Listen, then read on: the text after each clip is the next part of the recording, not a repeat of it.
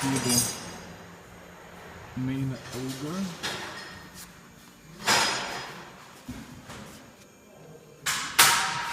Prepared fully.